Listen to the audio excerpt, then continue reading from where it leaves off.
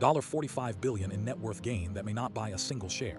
That's what happened to Elon Musk when SpaceX IPO news hit the wires. Bloomberg updated the billionaires index. CNBC ran the graphic. Your news feed showed the headline. But here's what it didn't show: the debt structure buried in the actual SEC S-1 filing. Let me break down exactly why this matters, and what you need to know before believing the next IPO valuation story. The problem with net worth calculations. When a private company announces an IPO or gets valued at a new price point, billionaire net worth calculations become instant news. According to Bloomberg's methodology for tracking billionaire wealth, they update their index in real time based on stock price movements and company valuations. In theory, if Elon Musk owns 42% of SpaceX and SpaceX gets valued at $180 billion, his stake is worth roughly $75 billion on paper. But here's the critical disconnect. That $75 billion is purely theoretical.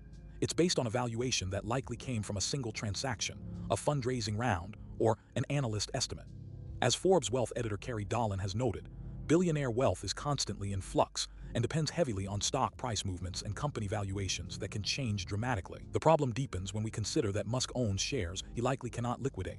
SpaceX hasn't gone public as of my last update, and founders typically face lockup periods, vesting schedules, and practical limitations on how many shares they can sell without crashing the stock price. According to SEC regulations, insiders must file Form 4 disclosures when they trade company stock, and they cannot trade during blackout periods. What the S-1 filing actually revealed. When companies prepare to go public, they file an S-1 document with the SEC. This is the most comprehensive disclosure a company makes.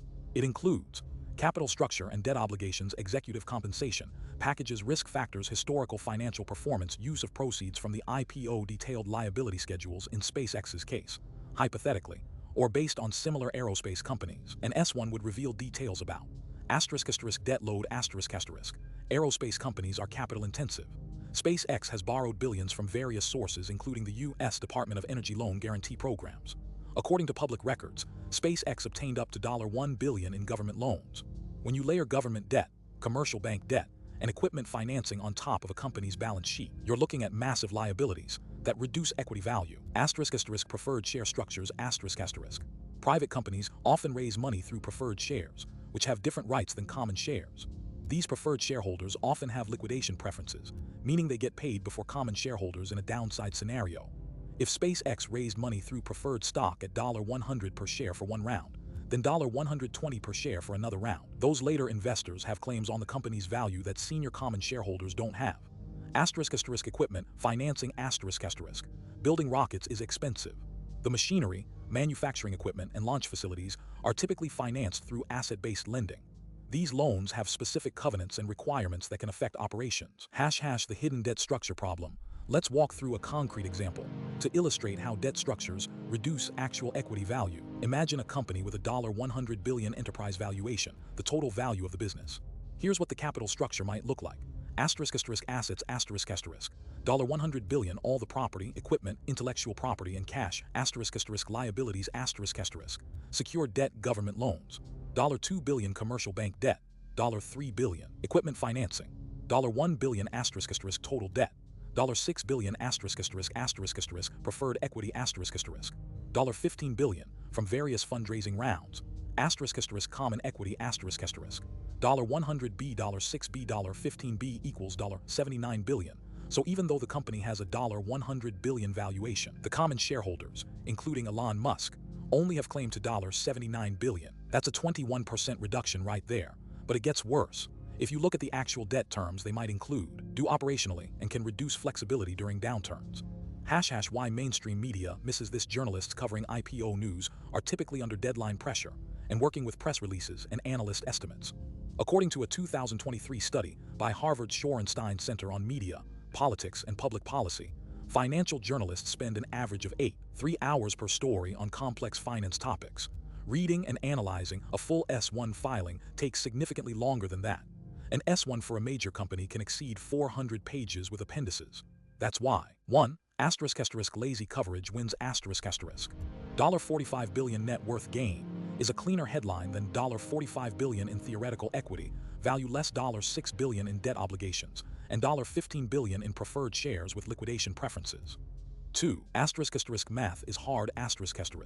Calculating actual equity value from an S-1 requires understanding. Debt instruments and their priority preferred share terms and voting rights warrant and option dilution contingent liabilities. 3. Conflicts of interest. Financial media outlets rely on investment banking advertising. A critical deep dive into debt structures isn't the narrative investment banks want promoted. Real case studies. Facebook's IPO 2012. Facebook's S-1 disclosed that early preferred investors had specific rights that common stockholders didn't have. It also revealed that Mark Zuckerberg held multiple share classes with greater voting rights than other shareholders. The IPO price was $38. Within months, it dropped to $17. Despite Zuckerberg's paper wealth fluctuating by tens of billions, his actual ability to access or liquidate shares was constrained. Twitter's debt structure. When Twitter went private in 2022, the financing structure included $12.7 billion in debt, according to SEC filings. Elon Musk put up $27.25 billion to acquire the company, but the company immediately took on massive debt obligations. This debt load constrained what the company could do operationally and affected its financial flexibility. Uber's pre-IPO valuation vs. actual value. Uber was valued at $48 billion in 2015 when it raised money at that valuation. Yet when it went public in 2019, it valued at $82 billion. However, the company was burning cash at a rate of $3-5 billion per year. The reported net worth of early investors didn't account for the capital burn rate or the path to profitability challenges. What you should look for in an S-1 if you're evaluating an IPO or trying to understand someone's actual wealth. Here's what to examine. 1. The capital structure table. Usually in the front matter, this shows all debt and equity classes. 2. The balance sheet. Look at total liabilities relative to assets. Debt to equity ratios matter. 3. Cash flow statement. A company can be profitable but burning cash. This is critical. 4. Risk factors section. Companies must disclose what could go wrong. This is usually brutally honest because it's legally required. 5. Related party transactions. Look for loans to executives, equipment rental arrangements, or other non-standard deals that might not reflect market rates. 6. Dilution analysis. How many shares could be issued if options and warrants are exercised? The bottom line when you see a headline about a billionaire gaining $45 billion in net worth. Remember, it's likely theoretical and based on a single valuation point. It doesn't account for debt structures that reduce actual equity value.